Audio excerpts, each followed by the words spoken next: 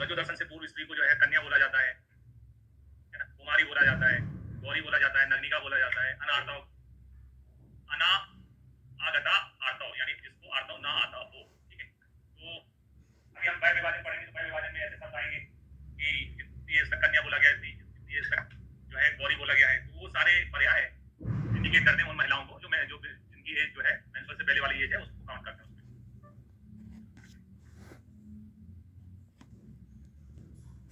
ठीक है, तो इसमें गौरी इंपोर्टेंट है। फिर आते हैं प्रथम जो दशा, पहली बार मेंस्ट्रुअल होता है तो उसके पर्याय हैं मध्यमा और दृष्ट रजा, है ना, जैसे नाम से ही समझ में आता है। दृष्ट रजा यानी इनको मेंस्ट्रुअल जो है वो पहली बार मेंस्ट्रुअल पीरियड स्टार्ट हो चुके हैं और वो मध्यम अवस्था में आ चुके हैं, ना तो कन्या है ना स्त्री है, तो मध्यमा भी बोला जाता है। फिर आते हैं रजो दर्शन, रजो श्रवला हो, यानी कि जिनको मेंस्ट्रुअल जो है आता है वो, तो ऐसी स्त्रियों को स्त्री धर्मणी, आवी, आत्रेय, मालिनी, यानी कि जो थोड़े से नेम होते हैं, आत्रेय, मालिनी ऐसे नाम दिए गए। पुष्प, क्योंकि आर्तव को जो है बही पुष्प और ओवम को अंता पुष्प बोला जाता है, इसलिए पुष्पवती भी नाम दिया हुआ है। ऋतुमती सबसे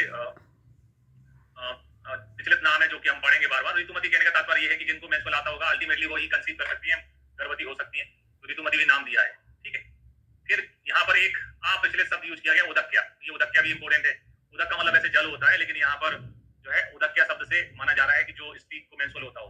तो शास्त्र में एक शास्त्र दोष पढ़ते हैं पदार्थ विज्ञान में, जिसमें आता है कि उदक्या जो है वो ऐसे शब्दों का प्रयोग नहीं करना चाहिए जिससे उसका अर्थ जो है कठिन और स्पष्ट समझ में नहीं आता हो, ऐसे शब्दों को कम प्रयोग करना चाहिए। तो उदक्या शब्द थोड़ा सा उसका एग्जाम्पल है ना, उदक से जल समझते हैं, उदक्या से रजस शब्द समझना मुश्किल होता है। शास्त्र में ऐसे शब्दों का प्रयोग नहीं करना चाहिए, है ना, ये तंत्र दोष है, तंत्र दोष के उदाहरण में उदक्या लिखा रहता है, इसलिए ये पर्याय ध्यान रखना है। इसके बाद में आते हैं जो गर्भवती हो, यानी कि प्रेगनेंसी कंसीव हो गई हो, तो आपन्न सत्वा शब्द यूज किया है। इसके अलावा अंतर्वर्तनी शब्द है ना, और गुरुवणी। तो इसमें अंतर्वर्तनी इंपोर्टेंट है, क्योंकि अंतर्वर्तनी कौन सी संहिता के चैप्टर का नाम है वो भी एग्जाम में आता है, पूछा जाता है। अंतर्वर्तनी जो है वो काश्यप संहिता में एक चैप्टर का नाम है ना, इसलिए इंपोर्टेंट है हमारे लिए। फिर आए जो प्रसूता हो, उसको जाता पत्या, प्रजाता या प्रसूतिका कहते हैं, यानी कि आफ्टर डिलीवरी जो नाम दिए जाते हैं वो प्रजाता, प्रसूतिका, जाता पत्या बोले जाते हैं। इसके बाद में जीवन में एक फेज आता है जब मेंस्ट्रुअल आना बंद हो जाता है, उसको मीनोपॉज कहते हैं मॉडर्न में, और उस मीनोपॉज वाली स्टेज के पर्याय बताए गए हैं। निष्कला, यानी कि जो कंटिन्यूटी रहती थी आर्तव चक्र की वो खत्म हो चुकी है ना, तो ऐसे को बोला निष्कला। या फिर जो संस्कृत का शब्द है, जैसे नहीं आने को बोला था अपन ने अना आर्तव गता, वैसे यहाँ पर बोलेंगे गत आर्तव, यानी आर्तव चला गया, आना बंद हो चुका है। तो ऐसे कुछ इनमें से कुछ पर्याय, जैसे मध्यमा प्रथम रजोदशा को कहते हैं, है ना, आपका अंतर्वर्तनी जो है वो एक प्रकार से प्रेग्नेंट महिला को कहते हैं, है ना, मेंस्ट्रुअल जिनको आता हो, जो गर्भ धारण करने में सक्षम हो, है ना, उनको ऋतुमती कहते हैं। ये टर्मिनोलॉजी हमें मालूम होना चाहिए।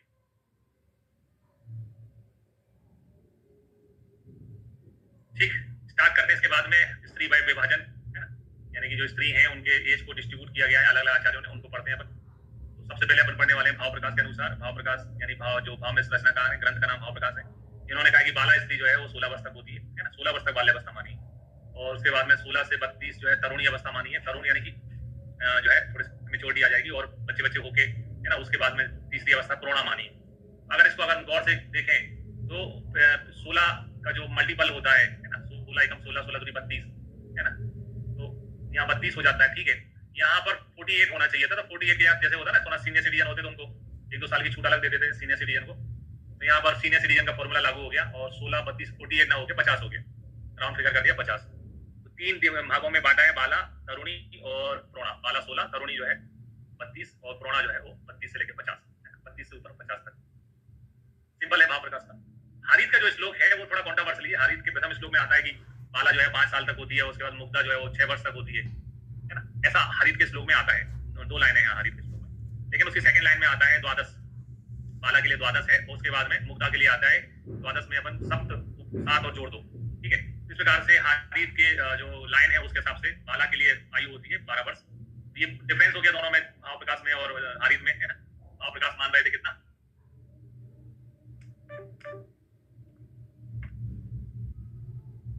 भाव प्रकाश मान रहे थे 16, हारित ने माना है 12, बड़ा डिफरेंस हो गया है।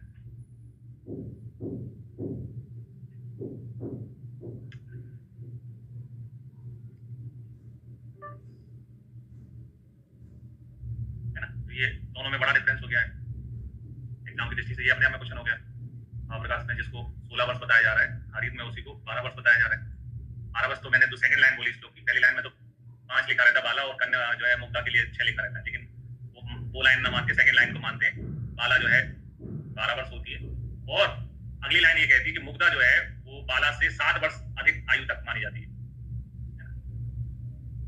अगली लाइन क्या कहती है कि 12 में अपन 7 और जोड़ दो, 19 शब्द नहीं आता श्लोक में, है ना, 19 तो अपन अपनी कैलकुलेशन से बोल रहे हैं, 12 में 7 जोड़ेंगे तो 19 ही हो जाएगा। तो अगले 7 साल 12 के बाद से अगले 7 साल जो है मुग्धावस्था होती है। फिर हरीश जी कहते हैं कि मुग्धा के बाद में अगले 9 साल, है ना, अगले 9 साल यानी 20 से लेकर 28 तक जो है वो प्रोणावस्था होती है ना, अगले 9 साल नेक्स्ट। इसके बाद में हरीश जी कहते हैं कि प्रोणा के बाद अगले 13 साल, है ना, अगले 13 यानी कि 29 से लेकर 41, यानी कि हम जिस रूप में पढ़ रहे हैं इस श्लोक में उस रूप में नहीं लिखा है, ये मैं आपको बस बताना चाहता हूँ, क्योंकि श्लोक देख के फिर आपको लगेगा कि ये क्या किसका श्लोक आ गया। श्लोक ये कहता है, ठीक है, 12 वर्ष तक होती है बाला एज, और मुग्धा एज होती है बाला के बाद 7 साल प्लस 7 साल मतलब, और प्रोणा एज होती है मुग्धा के 9 साल, है ना, 9 साल और प्रागल्भा एज होती है प्रोणा से 13 साल, है ना, 13 साल और। इस रूप में श्लोक लिखा हुआ है, ये ध्यान रखना है, क्योंकि कभी कभी श्लोक आ जाएगा एग्जाम में तो आप थोड़े से कंफ्यूज रह जाओगे, इसलिए इस चीज को गौर करना है ना। बाला 12 वर्ष तक, फिर बाला में अपन 7 साल और एज जोड़ दें तो मुग्धा चलेगी 13 से 19 तक, फिर मुग्धा में अपन 9 साल और जोड़ दें, ठीक है, तो 20 से लेकर 28 तक चलेगी प्रोणावस्था, और उसके बाद में प्रागल्भावस्था एज होती है 29 से लेकर 41 साल तक, 13 साल तक और चलती है, ठीक है। श्लोक ऐसा ही है, इसका ध्यान रखना।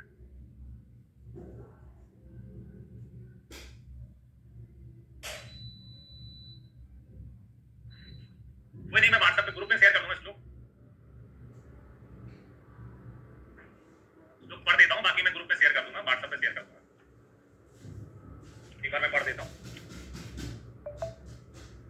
श्लोक है, पहले श्लोक है हरित का, पंचवर्षा स्मृता बाला मुग्धा च षड समाविधम, द्वादश शब्द स्मृता बाला, द्वादश शब्द स्मृता बाला 12 साल तक को बाला कहते हैं। मुग्धा स्यात् सप्तावी अधिकम, ठीक है, मुग्ध जो है उसके बाद में 7 साल को मुग्ध कहते हैं। प्रोणा च 9 वर्षाणी, प्रोण उसके 9 साल को प्रोणा, अगले 9 साल को प्रोणा। प्रागल्भा च त्रयोदश, प्रागल्भा होता है उसके अगले 13 साल, ठीक है। तो जिस तरीके से मैंने समझाया उस तरीके से श्लोक में लिखा हुआ है। इसके अलावा लिखा है चतुर्विंशति वर्ष ऊर्ध्वा सप्तत्रिशति मध्यमा पूर्ण वया स्त्रिया प्राप्ता इत्येता उत्तम वया, इत्येता उत्तम वया, यानी चतुर्विंशति 24 और सप्तत्रियोदश सप्तविंशति जो मतलब त्रिसप्तविंशति यानी 37 जो है वो स्त्रियों के लिए उत्तम यानी कि सबसे अच्छी एज होती है, सबसे अच्छा एज टाइम होता है।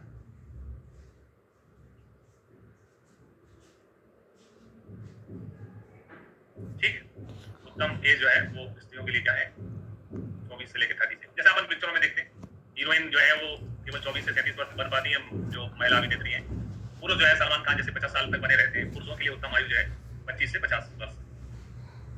फिर आते हैं आचार्य पराशर में, पराशर ने भी बताया कि जो है गौरी है ना, जो अपन ने पढ़ा था, जिनको आता नहीं आता उनको गौरी भी बोला जाता है, तो गौरी जो है 8 वर्ष तक, ठीक है, और रोहिणी जो है 8 से 9, कन्या 9 से 10, ठीक है। तो गौरी 8 वर्ष तक बोला है, ठीक है। रोहिणी जो है वो हरिद्री के भेद होते हैं, हरिद्री के 7 भेदों में आता है रोहिणी। रोहिणी जो है हरिद्री के 7 भेदों में पढ़ते हैं अपन। तो 7 के बाद में क्या आएगा, गिनती कंटिन्यूस करते हुए 7 के बाद में 8, 8 के बाद में 9, ऐसे याद करते हैं। रोहिणी हरिद्री के 7 भेदों में आता है, रोहिणी 7, उसके बाद 8, 9। कन्या भोज कराना होता है, अभी जैसे अगले 2 दिन बहुत डिमांडिंग रहेगी कॉलोनियों में, जो है एक ही कन्या 10-10 घर जाके खाना खा के आती है, कन्या भोज कराना होता है। तो भोज, कन्या भोज अपन कितने कन्याओं का कराते हैं, 9 कन्याओं का कराते हैं, है ना। एक लंगूर होता है, मतलब ऐसी परंपरा होती है कन्या भोज में, अभी 9 कन्या बिठाते हैं, तो 9 कन्या में 9 कन्या होती है, एक लड़का रहता है, इसको लंगूर बोलते हैं।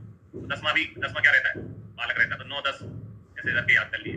और रजा सबला में अपने आप में एक क्वेश्चन बन गया कि रजा सबला जो है, रजा सबला की आयु सभी वर्ष, सभी आचार्य चरक वगैरह ये जो 12 वर्ष मानते हैं, 12 वर्ष, केवल हारित है उन्हें सबसे लोएस्ट बताई है, जैसे काश्यप ने 16 बताई है, हारित ने सबसे लोएस्ट रजा सबला 10 साल के बाद में, है ना, रजा सबला बताया।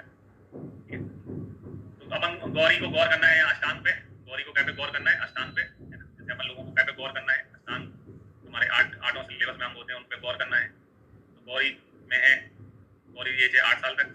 रोहिणी 7 वेदों में आती है, हरिद्री की 7, 8, 9, कन्या 9 को भोजन कराते हैं अपन, कन्या को नवदुर्गा में 9 कन्या, एक लंगूर 9, 10, और रजा सबला 10 के बाद होती है। ऐसा करके याद करना है, ठीक है, ऐसे करके याद करना है। फिर आते हैं नागार्जुन के अनुसार स्त्रियों के प्रकार। नागार्जुन ने बोला है ना 4 प्रकार की स्त्रियां होती है। एक होती है पद्म स्त्री, पद्म स्त्री जो है वो श्रेष्ठ होती है। दूसरी होती है हस्तनी, है ना, और तीसरी होती है शंखनी, और चौथी होती है चित्रनी, है ना। तो जैसे अगर अपन देखते हैं जो भारत में राष्ट्रीय पुरस्कार वितरित किए जाते हैं, उसमें जिनको पद्म श्री मिलता है वो श्रेष्ठ होता है। तो पद्म के आगे क्या लगता है? श्री लगता है। पद्म श्री पुरस्कार मिलते हैं। पद्म वाला जो है श्री लगेगा यानी श्रेष्ठ है। पद्म वाली क्या है? श्रेष्ठ है। ठीक है। उसके बाद में हस्त नहीं आता है, शंख नहीं आता, चित्र नहीं आता है। तो यहाँ क्वेश्चन ये बनाया जा सकता है कि नागार्जुन ने स्त्री के जो 4 प्रकार बताए उनमें कौन श्रेष्ठ होता है? पद्म श्री श्रेष्ठ होती है। पद्म श्री मिलना है ना, स्त्री से श्रेष्ठ पद्मनी स्त्री है श्रेष्ठ होती है। आपको जो ग्रुप में जोड़ दिया जाएगा, राजवीर आपको ग्रुप में जोड़ दिया जाएगा। निश्चित रहे आप। एक ऐप में चैट है, चैट में क्या होता है, कई नंबर अलग होता है जिससे वो कोर्स परचेज करते हैं और व्हाट्सएप नंबर अलग होता है। आप चैट में अपना व्हाट्सएप नंबर डाल देंगे तो यहाँ पर नहीं, क्लास चैट में नहीं, जो ऐप में चैट है तो आपको ग्रुप में जोड़ दिया जाएगा। ठीक, आगे बढ़ते हैं। इसके बाद में आते हैं स्त्री शरीर में।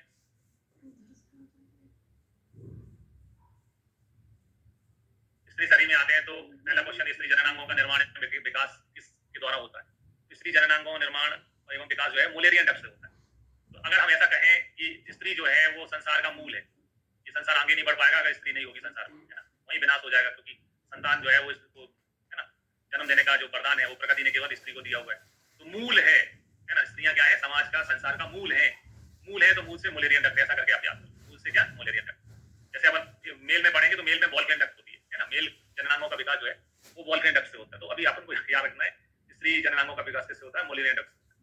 फिर आते हैं श्रोणी के विस्तार में, है ना। श्रोणी यानी कि जो कमर वाला हिस्सा है, नीचे की तरफ पेल्विक गर्डल वाला हिस्सा है स्त्री का, पेल्विक गर्डल है ना, जो कटी वाला हिस्सा कहते हैं, श्रोणी कटी एक दूसरे को पर्याय होते हैं। श्रोणी का विस्तार लिखा है आचार्य सुश्रुत ने। पुरुषो उरा प्रमाणा, यानी पुरुष में जो उरा होता है, उर यानी छाती को कहते हैं। तो पुरुष की जो छाती होती है, सीना होता है, उसके जितनी चौड़ी होती है स्त्री की श्रोणी, है ना। पुरुषो उर प्रमाणा, उर यानी छाती के बराबर होती है स्त्री की कटी श्रोणी। और कितने अंगुल होती है? 18 अंगुल, है ना। अब अपन भी जानते हैं हर जो है सब्जेक्ट मैटर करता है, मतलब हर जो है भी इंडिविजुअल का, महिलाओं का शरीर अलग होता है ना, सबकी स्थिति एक जैसी नहीं होती है। तो सुश्रुत बताते हैं कटी का विस्तार पुरुष की छाती की जितना होता है उर के बराबर होता है, लेकिन उसका प्रमाण ही बताया 18। चक्रवाणी जी इसको थोड़ा सा एवोपोरेट करते हैं, बढ़ाते हैं। कितना बताया उन्होंने? 24, है ना। तो आजकल वैसे जो है नेट मतलब इंटरनेट की दुनिया है, 24 घंटे का चक्कर चल रहा है। 24 घंटे का क्या चल रहा है? चक्कर। 24 घंटे, है ना, सबके पास सारी सुविधा नेट की उपलब्ध है, मोबाइल पे हर चीज है। चक्रवाणी ने 24 घंटे 24 अंगुल बताया है श्रोणी का प्रमाण। चरक जिससे कम आ गए, है ना। चरक के जमाने में, चरक ईसा से 200 साल पहले लोग मेहनत करते थे तो जो है ना, कटी वगैरह स्लिम रहते थे। कटी वजह से उन्होंने 16 अंगुल बताया, ऐसा याद। चक्रवाणी ने चक्कर चला के 24 कर दिया, चरक जी ने चल के कमर पतली कर दी, है ना। कितने हो गए? 16, ऐसा याद करना है। और स्टैंडर्ड आंसर है सुश्रुत का 18। फिर आए जो श्रोणी गुहा है, जिसको हम पेल्विक गर्डल के नाम से जानते हैं, उसमें कितनी अस्थियां होती हैं? तो आचार्य चरक बोलते हैं कि 3 अस्थियां होती हैं। जैसे हम हिप बोन पढ़ते हैं तो उसमें इलियम, इस्चियम, प्यूबिस, इनके बारे में पढ़ते हैं। उसी प्रकार से मॉडर्न में श्रोणी गुहा में कितनी अस्थियां भाग लेती हैं?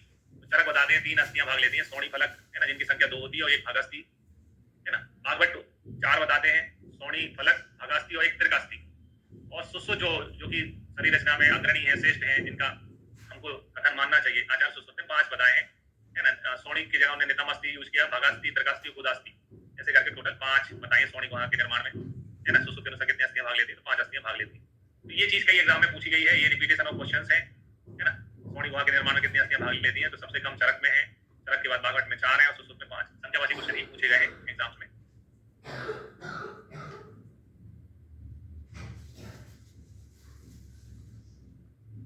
इसके बाद में आते हैं श्रोणी में सिराएं कितनी होती हैं? तो सिराओं की संख्या 32 है, 32 सिराएं होती हैं, भैंस होती हैं 22। यहाँ सिराएं अपन को 2-3 याद करना मुश्किल होती है, ये 32 की बात कर रहे हैं। देखो हंसने की बात है ताकि याद रह जाए, ये सिराएं हमसे 2-3 नहीं याद होती है, तो ये कितने की बात कर रहे हैं? 32। फिर आते हैं श्रोणी में संधि कौन सी होती है? तो श्रोणी में जो है त्रया कटी कपालेसु, है ना। त्रया कटी, श्रोणी में 3 संधियां होती हैं। संधि का प्रकार कौन सा होता है? तो भग में, नितंब में, गुदा में। भग, नितंब और गुदा में सामुद्रिक संधि होती है, और कटी कपाल में जो है संख्यावर्त होती है। भग में, गुदा में, नितंब में, भग, गुद, नितंब में सामुद्रिक संधि होती है। भग में, गुदा में, नितंब में।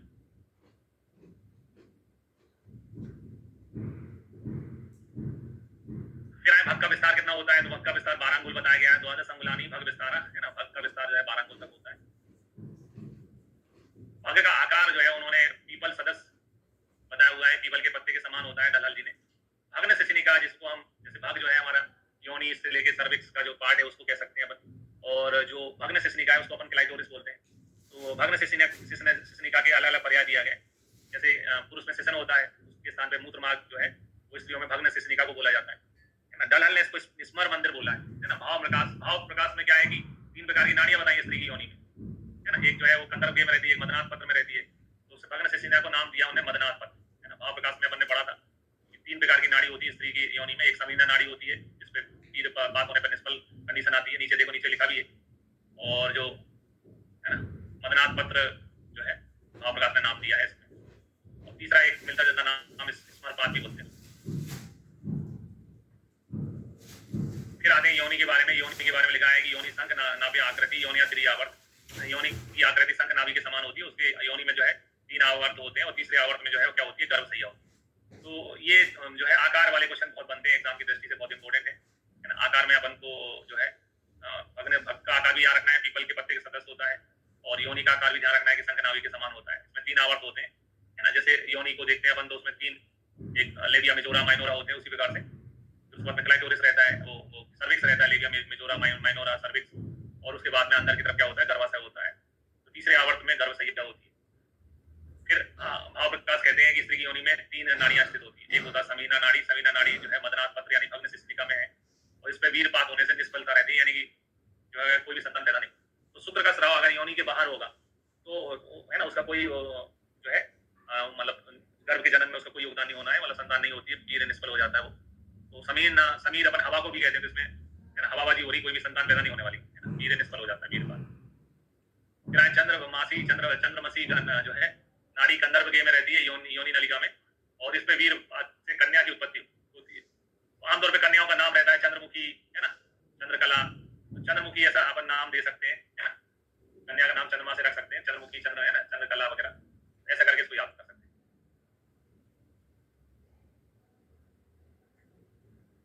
फिर अब गौड़ी नारी जो है वो उपस्थ गर्भ में होती है, योनि की अधिक गहराई में, और इस पे वीरपात होने से पुत्र की उत्पत्ति होती है।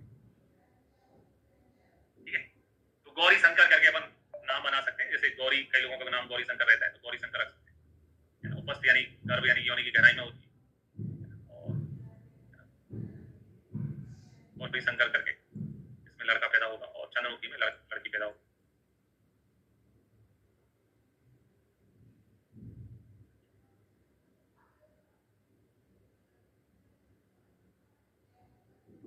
श्रोणी में संधि बिल्कुल कर देते हैं। श्रोणी को हमें जो है संधि, अच्छा संधि की बात कर रहे हैं। संधियों के 8 प्रकार होते हैं, देखो, है ना। उसमें जो भक है, नितंब है, उनमें सामुदक संधि होती है।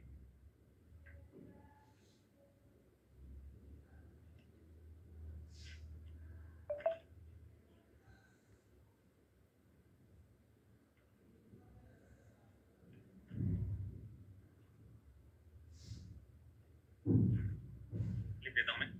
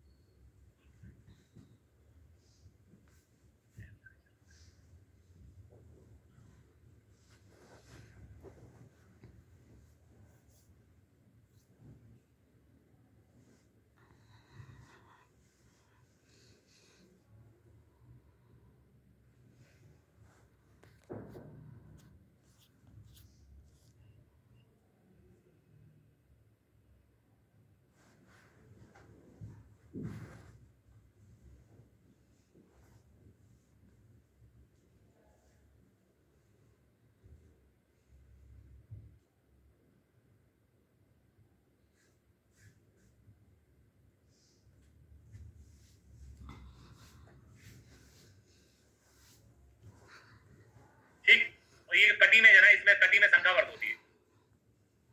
वो कटी का पालेसु, फिर कटी का पालेसु तुन्य सेवनी, है ना। कटी में जो है तुन्य सेवनी होती है।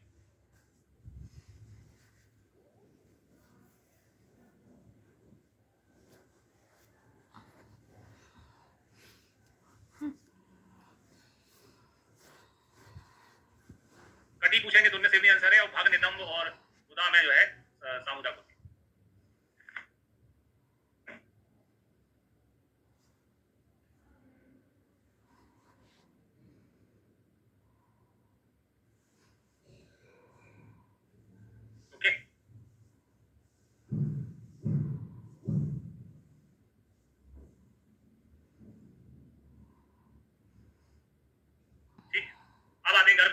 गर्भशय्या में लिखा है कि पित्त पक्वाशय मध्यो गर्भशय्या यद यद गर्भ स्थिति, पक्वाशय और पित्ताशय के मध्य में गर्भशय्या होती है योनि के तीसरे आवर्त में।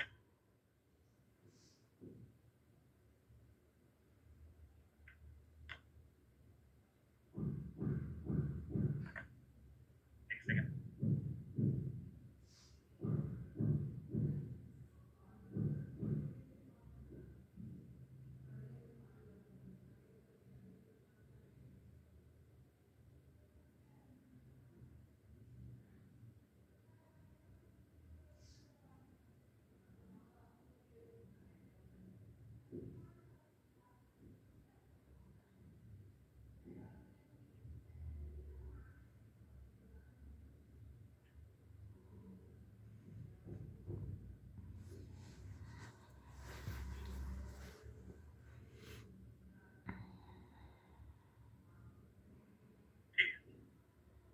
पित्त पक्वाशय मध्य गर्भ स्थिति, यानी पक्वाशय और पित्ताशय के मध्य में गर्भशय्या होती है योनि के तीसरे आवर्त में रहती है। इसकी आकृति जो है वो रोहित मछली के समान होती है। तो ये वाला क्वेश्चन आता है ना, गर्भशय्या की आकृति किसके समान होती है? रोहित मछली के समान। रोहित मछली का मुंह छोटा होता है लेकिन उसका पेट वाला हिस्सा बड़ा होता है। फिर आप गर्भाशय के पर्याय बताए गए हैं। गर्भाशय को कूटागार भी बोलते हैं, धरा भी बोलते हैं, है ना। तो धरा शब्द से ही एक शब्द बनाए, जातरणी का एक पर्याय होता है दुर्धरा, भेद होता है दुर्धरा, जो गर्भ को धारण नहीं कर पाए, तो है ना, धरा जो है गर्भाशय का ही पर्याय है। इसके बाद में अपत्य पद यानी कि बर्थ कैनाल को बोलते हैं। तो बर्थ कैनाल में अपत्य पद में योनि और गर्भाशय आते हैं। क्या आते हैं? योनि और गर्भाशय आते हैं।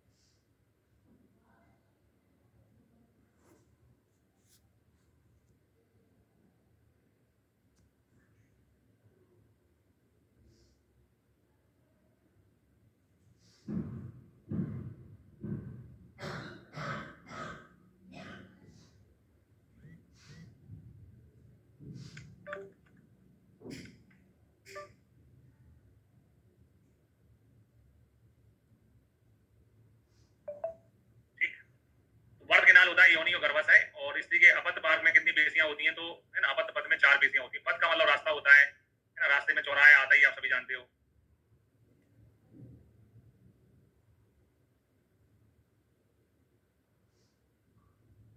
रास्ते में क्या आता है? चौराहा। फिर आप एक जब प्रसव के बारे में पढ़ते हैं अपन सुश्रुत संहिता में, तो वहां आता है कि प्रवाहन करना चाहिए बच्चे को बाहर निकालने के लिए विशाखा अंतर्मुख, है ना, विशाखा अंतर अनुलोम मुख करते हुए। तो वहां से भी सिद्ध होता है कि विशाखा अंतर यानी कि जो पूरा जो अपत्य पद है, जिसको अपन बर्थ कैनाल कहते हैं, यानी वो रास्ता जिसमें से बच्चा जन्म के लिए जो रास्ता तय करता है उसको अपत्य पद कहते हैं। उसी को जो है विशाखा अंतर भी कहते हैं, है ना, बर्थ कैनाल कह सकते हैं।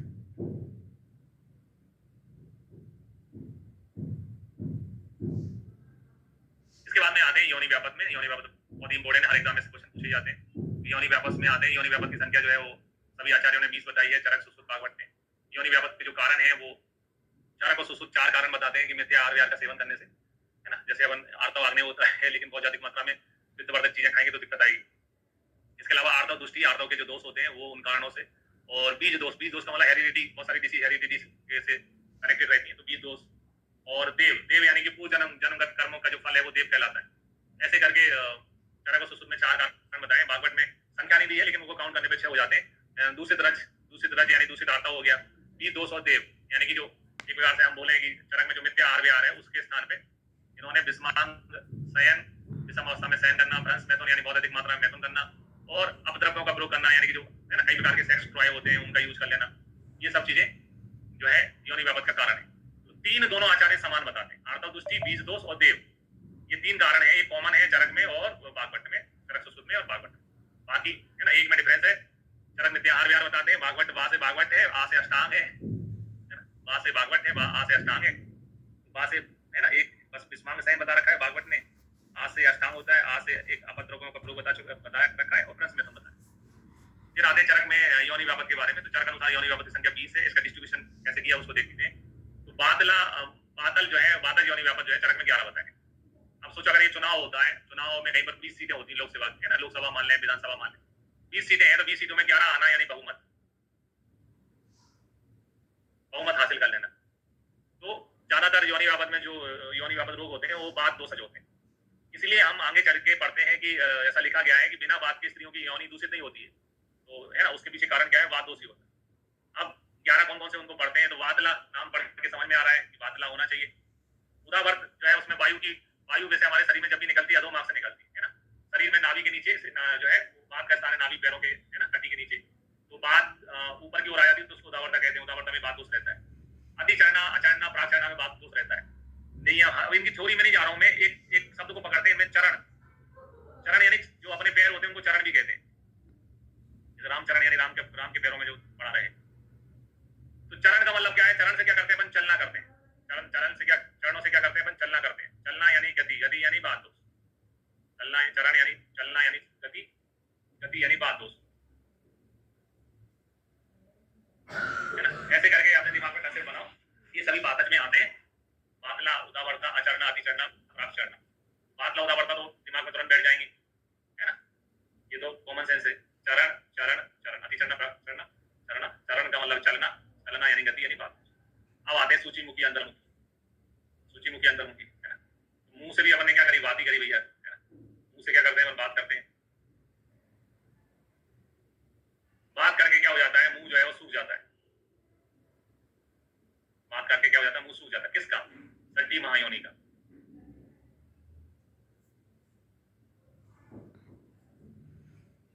ठीक है, तो फिर से याद करते हैं, बातज 11 कौन सी है। तो बातज 11 है, बातला, उदावर्ता कॉमन सेंस है ना। अचरना, प्राचरना, अतिचरना, अभी इनके डिटेल में नहीं जा रहे हैं, डिटेल पढ़ने पर और समझ में आता है, लेकिन डिटेल अभी पढ़ेंगे अगले लेक्चर में। तो चरणा में चरण हमने कहा है, जो चरण यानी चलना यानी गति यानी बात दोष। अचरना, अतिचरना, प्राचरना, ठीक है। फिर जो है मुख वाली दो, अंतर्मुखी, सूचीमुखी। मुंह से क्या करता है आदमी, बोलता है यानी बात दोष। बोल के मुंह सूख गया, सुस्का, किसका सूख गया, अरे वो सर्जी संडी महायोनि का, तो संडी महायोनि। ऐसे करके महायोनि, और एक और बचा कुत्थाग्नि, संडी महायोनि कुत्थाग्नि का। वहीं पर किसी का हग्न होगा यानी खत्म होगा कोई, उसकी आगे आएगी, है ना। ये होती है बात तक। अब आते हैं पित्तज। पित्तज में आता है पित्तजा, रक्त में पित्त का आश्रय होता है। और आ रजस का, रज भी जो है, रज क्या होता है, आर्तव जो है, रज क्या होता है, आग्नेय होता है यानी पित्तल होता है ना। आ रजस का भी पित्तज में आ गई। एक कफज होती है, एक सन्निपातज, है ना, एक कफज है, सन्निपातज होती है। अब आते हैं बात पित्तज में। बात पित्तज में आते हैं बामनी और परिप्लुता। तो जो नाम है, बात से अपन नाम में ढोड़ो, नाम में, है ना, बात से बामनी और बात से परिप्लुता। बात से बामनी और बात से परिप्लुता, बात पित्तज, है ना, ऐसे करके याद करो, बामनी परिप्लुता। फिर आओ बात कफज, है ना। बात कफज होती है उपलुता और करणी, है ना।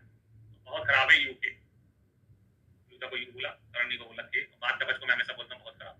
कौन कौन सी योनि व्यापक बहुत खराब होते हैं, उपलुता, क्योंकि वो गर्भणी स्त्री होते हैं, बहुत खराब है, बहुत खराब। अकाल में प्रमाण करने से करनी होता है। बात कब को बोलता हूँ मैं, बहुत खराब है, यूके यानी उपलुता और करणी। पूरा कहानी जैसा स्टेप टू स्टेप, जैसे आप एक घर में नीचे के फ्लोर से ऊपर के फ्लोर में जाते हैं तो आपको सीढ़ियां चढ़नी पड़ती हैं, आप उनको सीढ़ियां बीच में मिस नहीं कर सकते। उसी प्रकार से हमको 20 याद करने हैं, कौन सा दोष होता है, कौन से चरक के योनि व्यापक में कौन सा दोष होता है, तो उनको स्टेप बाय स्टेप याद करना पड़ेगा। एक तो पहली चीज की 20 में से 11 जो है बातच होती है। देव यानी पूर्व जन्मगत कर्मों के कारण जो होते हैं वो देव कहलाते। आज की भाषा में कहते हो अनलक, पुराने जमाने के पिछले जन्म के कर्मों का फल। पिछले जन्मों में अच्छा करते हो तो उसको देव कहते हैं, और अच्छा कहते हैं तो पुरस्कार कहते हैं, और बेकार देव होता है। ठीक, तो 11 कैसे आती है, बादला, उदावर्ता, आचरना, अतिचरना, प्राक्चरना, सूचीमुखी, अंतर्मुखी, शुष्का, षड्डी महायोनियों को सगनी 11 होती है। बातज, पित्तज होती है, पित्तजा, रक्तज और आरजस का। कफज एक होती है, सन्निपातज एक होती है, बात पित्तज होती है, बामनी परिप्लुता, और बहुत खराब बात कफज होती है, यूके, उपलुता और करणी। ठीक है, अब आते हैं भागवत में। भागवत ने भी थोड़ा बहुत चेंजेस कर रखा है। सबसे मेजर चेंज क्या है वो देखते हैं। तो बादला, बादजा, उदावर्ता, अचरना की जगह बामनी बताया है ना, अचरना की जगह बामनी बताया, अचरना नहीं बताते ये, है ना, बामनी बताया है। इसके अलावा अतिचरना, प्राक्चरना, सूचीमुखी, अंतर्मुखी, शुष्का, षड्डी योनि, महायोनि, उत्तराग्नि के यहाँ जातग्नि नाम दिया है। तो नाम दिया, नाम चेंज हुआ, ये पूरा ये मेजर चेंज है कि अचरना बामनी बताया, कौन सी नहीं बताया, भागवत ने अचरना नहीं बताई, अचरना नहीं बताई, बामनी बताई है। अचरना की जगह, अचरना जैसी जो है वो विप्लुता होती है ना, जो अचरना के लक्षण होते हैं वो विप्लुता में मिलते हैं भागवत के। और दूसरी जात पुत अग्नि को जात अग्नि नाम दिया है, ठीक है। पित्तज में पित्तजा है, रक्तज योनि है, कफज है, सन्निपातज है, और बामनी परिप्लुता में बामनी तो बातज हो गया, और जो है लोहित छह आ गई यहाँ पर बात पित्तज में, ठीक है। तो लोहित कहते हैं रक्त को, लोहित कहते हैं रक्त को, रक्त में क्या होता है पित्त, रक्त में क्या होता है पित्त, और क्षय यानी कि किसी चीज की कमी, तो क्षय से किसकी वृद्धि होती है, वात की वृद्धि होती है ना। लोहित छह वात पित्तज होती है, लोहित छह वात पित्तज होती है।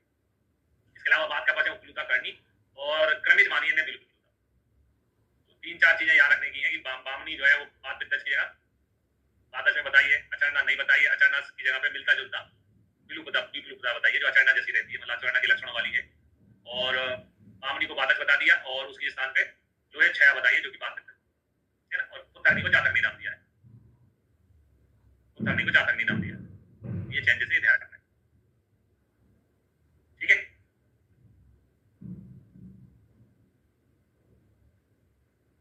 अब आते हैं सुसुत में, है ना। सुसुत अनुसार आते हैं, तो सुसुत अनुसार 20 प्रकार की योनि व्यापार होते हैं। 20 में सबसे पहले वातज 5 होते हैं। वातज 5 कौन से होते हैं, तो पहले जोड़ीदार को पकड़ना है, वातला बंध्या है ना, वातला बंध्या, उदावर्ता, परिप्लुता, विप्लुता, ये वातज होते हैं। वातज योनि व्यापार में लिखा है वातला कर्कशान स्तोत्र दीर्घता, यानी वातज योनि स्पर्श में कर्कश होती है, खुरदरी यानी रफनेस फील होती है, और सूल होता है, बिना वात के सूल होता नहीं, आपको भी मालूम है। ये सूल होना वात का लक्षण है, सुई चुभने जैसी पीड़ा होना वात का लक्षण है, पीड़ा होना अपने आप में वात का लक्षण है। तो ये सारे लक्षण वात के मिलते हैं, कर्कश, सूल, निस्तोत्र, पीड़िता। बंध्या में लिखा है बंध्या नष्ट आर्तवा, ऐसी स्त्री जिसमें आर्तव नष्ट होता है वो बंध्या होती है। ऑब्वियस है, अपन पढ़ते हैं गर्भ की उत्पत्ति कैसे होती है, तो सुख और सौणित के मिलने से होती है। आर्तव में जो ओवम होता है उसको वही पुष्प कहते हैं, उसके मिलने से होती है। तो जिस स्त्री में आर्तव नहीं रहेगा वो बंध्या होगी, है ना। तो बंध्या नष्ट आर्तवा, ये छोटे सा लाइन है, ये ध्यान रखनी है अपन को, बंध्या नष्ट आर्तवा। फिर आते हैं उदावर्ता। उदावर्ता में कहा है कि सा फेनेल उदावर्ता रजा कक्षण में मुच्यति, है ना। उदावर्ता में जो है वायु अपने साथ रज को ऊपर की ओर ले आती है, और रज के ऊपर की हो जाने से रज जो है धीरे धीरे निकलता है, कच्छ पूर्वक उसको उदावर्ता कहते हैं। तो इसमें रज है ना, देखो बिना बात के शरीर में रुझानी होती है, तो इसमें रज जो है वो कच्छ पूर्वक आता है। दूसरी भाषा में बोलेंगे इसकी ये नष्ट आर्तव है, ये किसका उदाहरण है, नष्ट आर्तव का। तो ये उदाहरण है कच्छ आर्तव का।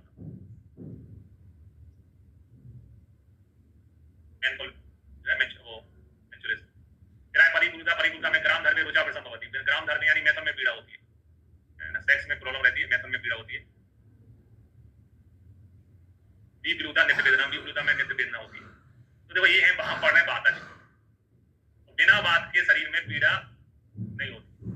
पीड़ा का, पेन का, रुचा का कारण जो है हमारे शरीर में क्या होती है, बात होती है। इनने दर्द वाली चुनी, है ना, जिनको दर्द होता है वो वातज में आते हैं। कैसे, देखो वातज में कर्कश है, सूल निस्तोध है, सूल निस्तोध से पीड़ित है, ये रजकच्छ से पीड़ित है, ये ग्राम धर्म में रुचा से पीड़ित है, ये नित्य वेदना है इसमें। तो कुल मिला के नष्ट होगी कोई भी चीज तो भी वेदना होती है। कुल मिला के जो है वातज में वो सब है जिनको पेन होता है ना, सब दर्द होता है। वातज में बंध्या, उदावर्ता, परिप्लुता और विप्लुता, विप्लुता को कंटिन्यूअस पेन रहता है। अब आते हैं पित्तला। पित्तज 5 है, फिर जोड़ी में जो नाम बोलना है, पित्तला पुत्तग्नि, वातला बंध्या, पित्तला पुत्तग्नि। पित्तज योनि में लिखा है कि योनि में दाह पाक होता है, ज्वर होता है। पुत्तग्नि यानी कि जिसको मिसकैरेज हो जाता है, बच्चा का एबॉर्शन हो जाता है। तो स्थितम हंती गर्भ, यानी कि पहले तो बच्चा टहल जाएगा, प्रेगनेंसी कंसीव हो जाएगी, कंसीव हो जाने के बाद में इसमें बच्चा बाद में गिर जाएगा, है ना, तो पुत्तग्नि इसको कहते हैं। फिर और लोहित छरा, लोहित छरा में लिखा है कि सा दाह प्रच्छर, है ना, बामनी सा लोहित छरा, है ना। दाह के साथ में, रज के साथ में जो है, जो गर्भ है वो बाहर आ जाता है, मतलब स्रवित हो जाता है, स्रवित हो जाता है, उसको लोहित छरा कहते हैं। बामनी में लिखा सा वातम उद्गेरेत बीजम बामनी, है ना। और प्रशंसनी में लिखा है प्रशंसनी तु सदंते सुविधा दुष्प्रसूत, प्रशंसनी योनि व्यापार जो है वो दुष्प्रसूता होती है, उनको आसानी से प्रसव नहीं होता है। तो ये क्वेश्चन भी एग्जाम में आता है कि दुष्प्रसूता योनि कौन सी होती है। दुष्प्रसूता योनि जो है प्रशंसनी। फिर कफज में श्लेष्मला करनी करके याद करना, श्लेष्मला करनी योनि व्यापार जो है वो सुसु के अनुसार कफज कैटेगरी में रखी गई है। तो श्लेष्मला में लिखा है कि जो श्लेष्मा योनि रहती है उसमें श्लेष्मला पिंडला योनि कंडुयुक्ता भी शीतला, योनि में कंडु यानी जो है इचिंग होती है और शीतलता रहती है ना, पिछल स्राव से निकलता है। ये सब कब के लक्षण है, पिछल होना, कंडु तो बिना कब के होते नहीं है, और शीतलता होना। करनी में लिखा है कर्णिया योनो श्लेष मासक भ्याम पड़ जाए, योनि में कर्णिकाएं उत्पन्न हो जाती है, और उसका रीजन जो है श्लेष मासक, है ना। करणी अकाल में प्रमाण करने से होता है, चरक में पढ़ेंगे। तो करण जो है अकाल में प्रमाण करने से पैदा हुए थे, करण। इसमें रोग मेन दोष तो कफ है, कफ के अलावा कफ असंग यानी रक्त भी दोष होता है। करणी योनि वाला योनि व्यापार में एक आंसर चुनना हो, करणी किसमें आती, तो आंसर है कफ। और एक ऐसा लिखा हो कि श्लेष मसक यानी करनी जो है वो कफ और रक्त से होती, तो ये भी सही आंसर है।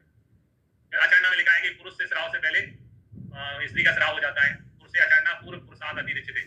अतिचरणा में लिखा है बहुसा अतिचरणा बीजम न विदन्ति, बीज यानी बीज को त्याग नहीं करती है। अत्यानंदा में लिखा है अत्यानंदा न ग्राम न संतोष ग्राम धर्मेर। अत्यानंदा को निम्फोमेनिया के नाम से जाना जाता है। न संतोष ग्राम ग्राम धर्म यानी मैथुन में संतोष नहीं होता है। अत्यानंदा न संतोष ग्राम। तो कफज में श्लेष्मना करणी, करणी के बाद में तीनों ए से आते हैं, अचरणा अतिचरणा अत्यानंदा। एक ये फिर एक कुमार। फिर आप सर्वज सर्वज पांच बताइए कौन सी होती है? पांच, ये पांचों के पांचों सर्वज जो सन्निपातज होती हैं और असाध्य होती है। सर्वजा में जैसे नाम है सभी दोषों के लक्षण देखने को मिलते हैं। फलिनी में अति काय गृहीत तरुण्या फलिनी यानी अति काय यानी लंबी चौड़ी शरीर वाले व्यक्ति के साथ में तरुणी स्त्री के साथ में करने पर फलिनी योनि व्यापक है ना। और महायोनि विपरीता महायोनि जिसमें योनि का मुख जो है चौड़ा होता है उसको महायोनि कहते हैं। विपरीत यानी मुंह चौड़ा होता है। सूचीमुखी जिसमें योनि का मुख समृद्ध यानी छोटा होता है उसको सूचीमुखी कहते हैं। तो ये सूचीमुखी तो जो है कंजेनिटल होता है, जन्म से ही रहता है, तो इसके साथ होता है। और सड्डी, सड्डी का मतलब है ऐसी योनि व्यापक जिसमें सेकेंडरी सेक्सुअल कैरेक्टर नहीं आते।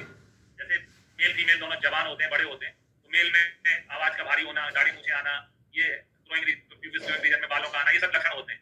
फीमेल में भी स्तनों का विकास होना, मेंस्ट्रुअल साइकिल चालू हो जाना, ये सब होता है ना। सेकेंडरी सेक्सुअल कैरेक्टर डेवलप होने लगते हैं। लेकिन संडी योनि व्यापक में ये सब चीजें नहीं होती। अनार्तव, आर्तव नहीं आता है। आस्तन, स्तन नहीं विकसित होते हैं। अनार्तव है, आस्तन है, स्तन विकसित नहीं होते। और खर स्पर्श मैथुन है, मैथुन में बेकार अनुभव रहता है, मतलब खर स्पर्श होता है। ये सब किसके लक्षण है? सड्डी योनि व्यापक। सन्निपातज पांच होते हैं। सर्वज तो कॉमन सेंस है, उसमें सभी दोषों के लक्षण मिलेंगे।